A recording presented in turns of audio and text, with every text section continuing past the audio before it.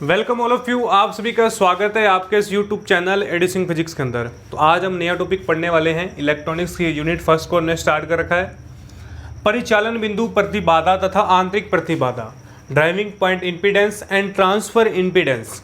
क्या होता है इम्पीडेंस? ओके, प्रतिबाधा क्या है? हमने लास्ट लेक्चर्स के अंदर डेफिनेशंस पढ़ी थी। पिछले जो लेक्चर्स पढ़े हमने डेफिनेशंस पढ़ी थी, वहाँ पर इम्पीडेंस की बात की थी, प्रतिबाधा की बात की थी अपन ने। तो बड़ा ही सिंपल है, परिचालन बिंदु क्या है पहले ये समझेंगे, डेफिनेशन क्या है, किस तरीके की इसकी वर्किंग होगी। तो देखिए सबसे पहले ओके, अब अपन ने वहाँ पर डेफिनेशंस के अंदर 4 डेफिनेशन पढ़ी थी, 3 टर्मिनल, 4 टर्मिनल, 2 टर्मिनल, 1 टर्मिनल। अब 4 टर्मिनल किस तरीके से था हमारे पास, जिसे हम चतुर्थ टर्मिनल कहा जाता है। इस तरीके से ये हमारा 4 टर्मिनल होगा, 1 1 2 2। 4 टर्मिनल को मैं एक बार हल्का सा बता रहा हूँ आपको। 4 टर्मिनल के हम डेफिनेशन पढ़ चुके हैं। 4 टर्मिनल ओके, 4 टर्मिनल के अपन डेफिनेशन पढ़ चुके हैं। क्या है ये 4 टर्मिनल? जिसके अंदर 2 इनपुट हों 2 आउटपुट हों, वो 4 टर्मिनल कहलाता है। हम यहाँ पर 4 टर्मिनल का यूजेबल लेंगे। ओके, 4 टर्मिनल किस तरीके से हमारे पास आता है। अब सबसे पहले मेरे पास परिचालन बिंदु प्रतिबाधा को समझने के लिए इस तरीके का एक परिपथ है, इस तरीके का एक परिपथ है, जहाँ पर मेरे पास ZL क्या है, आउटपुट, और इनपुट मेरे पास E है। ओके, ZL आउटपुट, इनपुट जो है वो मेरे पास क्या है, E है। ओके, एक नेटवर्क है जिसे हम नेटवर्क कहते हैं, जाल कहते हैं, जाल कह दीजिए आप। 1 1 ये हमारा 2 2, कुछ नहीं किया, सिर्फ नेटवर्क बनाया है। I1 ये E1, यहाँ I2 और ये E2। ओके, और Z जो L है वो अंतिम प्रतिबाधा है, अंतिम प्रतिबाधा, जिसे लोड प्रतिरोध से जोड़ा गया है। किससे जोड़ा गया है? लोड प्रतिरोध, जिसे हम कहते हैं लोड रेजिस्टेंस, लोड प्रतिरोध। तो डायग्राम में क्या बनाया मैंने, एक नेटवर्क है, एक जाल है, तो आपने लिखना है एक नेटवर्क है। ओके, तो यहाँ पर E1 I1 input current and input voltage, और E2 I2 क्या है, output current and output voltage, और ZL क्या है, लोड रेजिस्टेंस है। क्या है? लोड रेजिस्टेंस, लोड प्रतिरोध है। आपने सारी की सारी बातें यहाँ पर क्या लिखनी है, नोट करनी है। ओके, अब देखिए हमने सारी की सारी बातें देख ली। अब एक टर्मिनल बनाया है, इसे हमने एक टर्मिनल बनाया है। अब पहली जो डेफिनेशन आती है, पहली डेफिनेशन क्या है, परिचालन बिंदु प्रतिबाधा। पहला पॉइंट क्या कह रहा है, परिचालन बिंदु प्रतिबाधा। Okay, driving point impedance. क्या है ये? फर्स्ट पार्ट, 2 पार्ट है हमारे पास, दोनों अलग अलग देखेंगे अपन। परिचालन बिंदु प्रतिबाधा क्या है, बड़े ही आराम से समझेंगे इसको। वो कह रहा है कि निवेशी वोल्टता। अब देखिए, निवेशी का मतलब जो है, हमने यहाँ पर निवेशी वोल्टता। अब देखिए डायग्राम में निवेशी क्या है, जहाँ निवेश करना, नाम से स्पष्ट है, निवेशी का मतलब निवेश करना। और निर्गत का मतलब क्या होगा, निर्गत का मतलब बाहर निकलना, बाहर निकालना, यानी इनपुट वोल्टेज और आउटपुट वोल्टेज। निवेशी को कहा जाता है इनपुट। जो स्टूडेंट कंफ्यूज हैं वो देख लीजिए आप, निवेशी को इनपुट कहा जाता है, और निर्गत को, यदि निर्गत वोल्टेज लिखूं तो आउटपुट कहा जाता है। ओके, जो हिंदी मीडियम के स्टूडेंट हैं वो दोनों ही लैंग्वेज के अंदर प्रेफर करें। कई बार कंफ्यूज होते हैं अपने, निवेशी क्या है, निर्गत क्या है। ओके, तो वो क्या कह रहा है, प्रतिबाधा क्या कह रहा है कि निवेशी वोल्टता, निवेशी वोल्टता E1। अब मेरे पास निवेशी वोल्टता क्या है, इनपुट। ये इनपुट वाला हिस्सा है, कौन सा हिस्सा है, ये इनपुट वाला, और ये कौन सा हिस्सा है, आउटपुट का, यानी बाहर की ओर वाला। ओके, क्या कह रहा है, निवेशी वोल्टता E1 वह निवेशी धारा, अब निवेशी धारा कौन सी होगी, अब धारा की बात कर रहा हूं, करंट की बात कर रहा हूं, I1 का अनुपात निवेशी वोल्टता धारा का अनुपात परिचालन बिंदु क्या कहलाता है, परिचालन बिंदु प्रतिबाधा कहलाता है। बड़ा ही सिंपल डेफिनेशन है इसकी, बड़ी ही सिंपल डेफिनेशन है। निवेशी वोल्टता I1 वह क्या कहलाता है, परिचालन बिंदु प्रतिबाधा या निवेशी प्रतिबाधा, इसको नया नाम भी कहते हैं अपन, निवेशी प्रतिबाधा। ओके, अब देखिए परिचालन का मतलब समझिए, जहां पर परिचालन, जहां पर सर्किट खुद चलना शुरू करता है। मैं देसी लैंग्वेज में बता रहा हूं, परिचालन का मतलब हुआ कि परिचालन जहां से सर्किट चलना शुरू करेगा, ऐसा बिंदु जहां से सर्किट चलना शुरू करेगा परिचालन कहलाता है। तो हमारे पास डेफिनेशन क्या है, कह रहा है निवेशी वोल्टता, अब यहां पर निवेशी वोल्टता लिखिए E1, निवेशी धारा I1 का अनुपात, अब अनुपात लिख दिया मैंने यहां पर, क्या कहलाता है, क्या कहलाता है, ड्राइविंग पॉइंट इंपीडेंस कहलाता है। क्या कहलाता है, परिचालन बिंदु प्रतिबाधा कहलाता है। और उसे एक नया नाम भी कहा जाता है, निवेशी प्रतिबाधा, क्योंकि हमने निवेश किया है, निवेश ही कर रहे हैं अपन, निवेशी प्रतिबाधा कहलाता है। तो इसे ZIN से प्रदर्शित करते हैं, यानी इनपुट, Z इनपुट। तो इसका ये मैथमेटिकल फॉर्मूला हुआ, समीकरण नंबर 1, समीकरण नंबर 1 हमारे पास प्राप्त होती है। अब देखिए प्रतिबाधा का व्युत्क्रम, एक और डेफिनेशन आती है इसके साथ ही, प्रतिबाधा का व्युत्क्रम रेसिप्रोकल क्या कहलाता है, प्रवेश्यता, एंट्रेंसिक कहलाता है। क्या कहलाता है, एंट्रेंसिक कहलाता है, प्रवेश्यता। ओके, तो प्रतिबाधा का जो हमारे पास आता है वो क्या कहलाता है, एंट्रेंसिक कहलाता है। ओके, तो हमारे पास प्रतिबाधा का व्युत्क्रम, अब प्रतिबाधा Z का यदि YN, इसे YN से प्रदर्शित करते हैं, ZN कहलाती है प्रवेश्यता। प्रवेश्यता का मतलब कितनी क्वांटिटी हमारे पास प्रवेश हो रही, प्रवेश का मतलब अंदर जा रही है, इस सर्किट के अंदर कितनी क्वांटिटी अंदर जा रही है, वो कैलकुलेट करने के लिए प्रतिबाधा का रेसिप्रोकल, प्रतिबाधा का व्युत्क्रम क्या होगा हमारे पास, प्रवेश्यता कहलाएगा YIN। और यदि हम यहां पर इसकी वैल्यू रख दें तो 1/E1 अपॉन I1, तो क्या आएगा YIN, Y का मतलब प्रवेश्यता, I का IN का मतलब इनपुट, तो I1 अपॉन E1। तो ये हमारे पास समीकरण नंबर 2 है। ओके, मिक्स नहीं किया मैंने दोनों डेफिनेशन को। अब देखिए, अब हमने इसको अलग कैलकुलेट करना है, इसकी डेफिनेशन अलग करेंगे, इसकी डेफिनेशन अलग से कैलकुलेट करेंगे। बड़ा ही सिंपल है, कुछ नहीं किया, सिर्फ सर्किट बनाया मैंने। अब वो कह रहे हैं सर्किट के बारे में मैंने जानकारी दी, E1 क्या है, I1 क्या है, 4 टर्मिनल सर्किट है।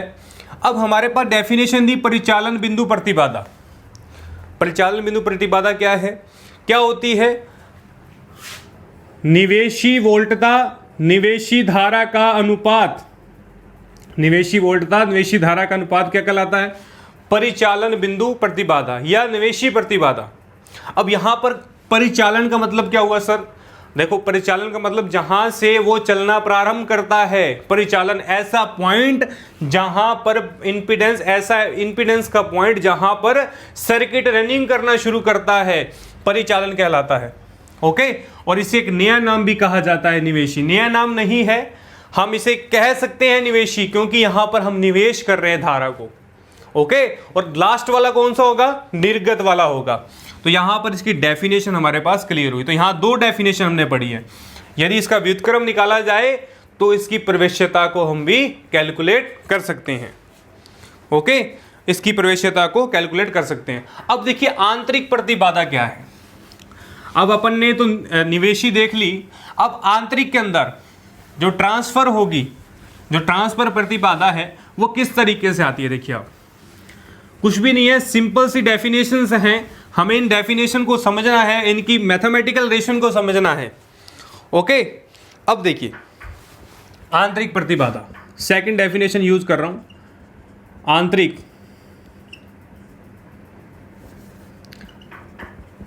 प्रतिबाधा, ट्रांसफर इम्पीडेंस, निवेशी का था जो हमारे पास निवेश के अंदर गया था।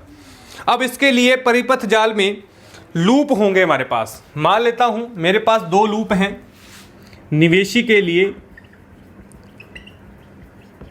2 लूप होंगे। क्या होंगे? 2 लूप। अब देखिए लूप की बात कर रहा हूं, लूप मैश की हमने लास्ट लेक्चर्स के अंदर डेफिनेशन क्लियर की है, लूप क्या है, मैश क्या है।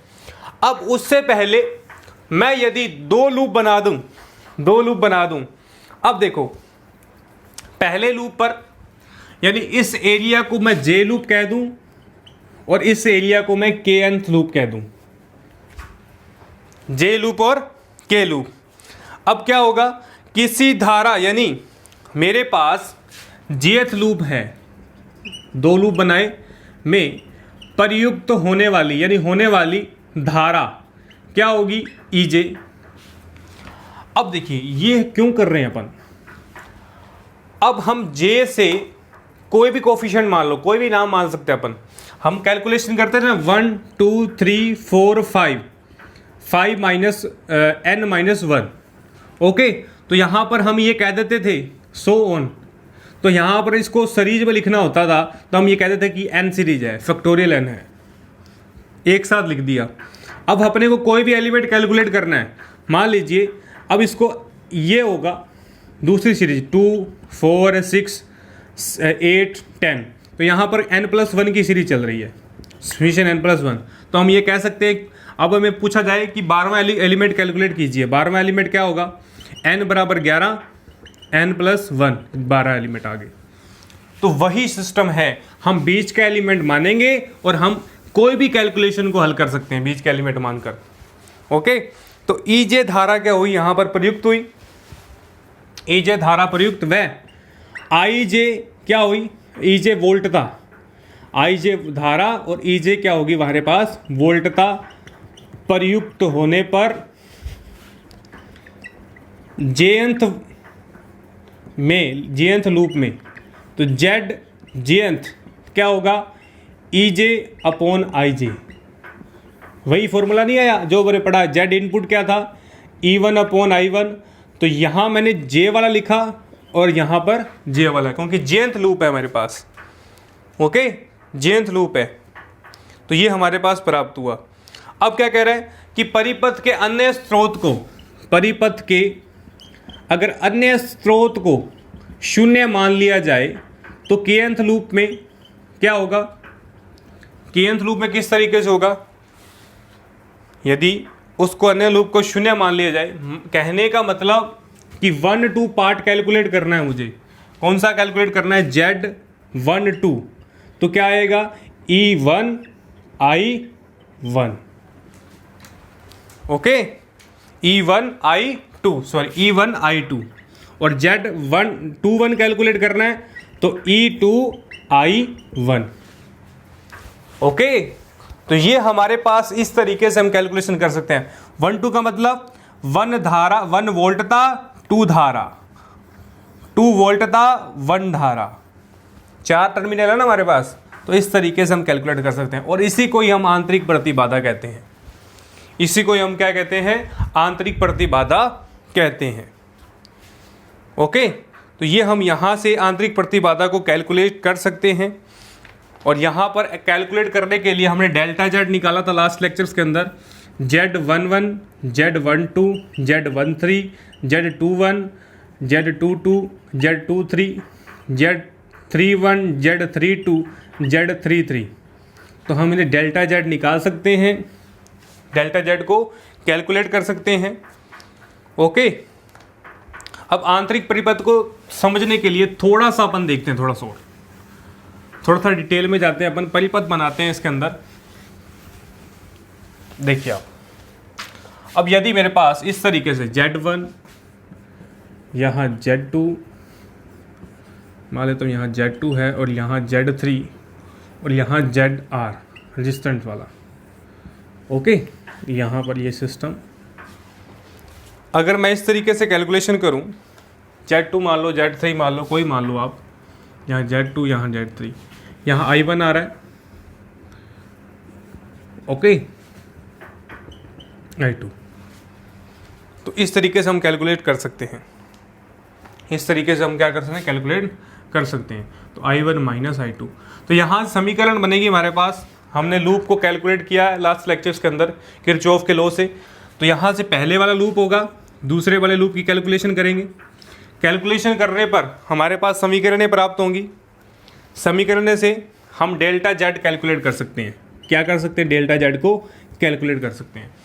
फिर डेल्टा जेड को कैलकुलेट करने के बाद हम क्या करेंगे, यदि मुझे पहले परिचालन यानी पहले लूप की फर्स्ट लूप का परिचालन बिंदु यानी परिचालन पॉइंट या निवेशी वोल्टता निकालनी है, तो क्या कैसे करूँगा, Z input 1, Z1 input E1 delta Z1, okay.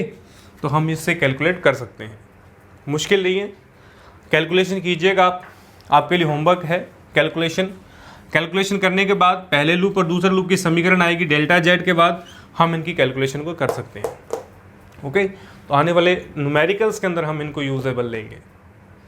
कुछ भी नहीं है आंतरिक प्रतिबाधा, आंतरिक प्रतिबाधा का मतलब हम इनके बीच का सर्किट को किस तरीके से कैलकुलेशन कर सकते हैं। यदि मेरे पास Z12 है तो इसका मतलब E1 है और I2 है, Z11 है तो E1 I1 यानी पहला टर्मिनल पहले सिरा, और Z22 है तो E2 अपॉन I2, ओके। तो ये सारी सिंपल सी बातें हैं, सिंपल सा हमारे पास डेरिवेशंस हैं।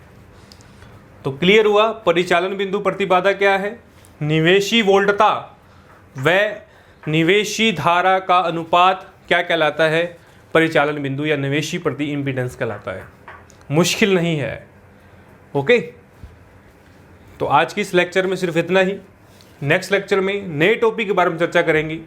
आप इस वीडियो को लाइक, शेयर और कमेंट जरूर कीजिएगा, और यदि मेरे चैनल पर आप नए हैं तो चैनल को सब्सक्राइब कर लें, बेल आइकन को प्रेस कर लें ताकि आने वाली सारी वीडियो का नोटिफिकेशन आप तक पहुंच पाए, ओके। तो आप घर रहिए, सुरक्षित रहिए, आपके लेक्चर्स लगातार आपके इस यूट्यूब चैनल के माध्यम से उपलब्ध रहेंगे, ओके। धन्यवाद।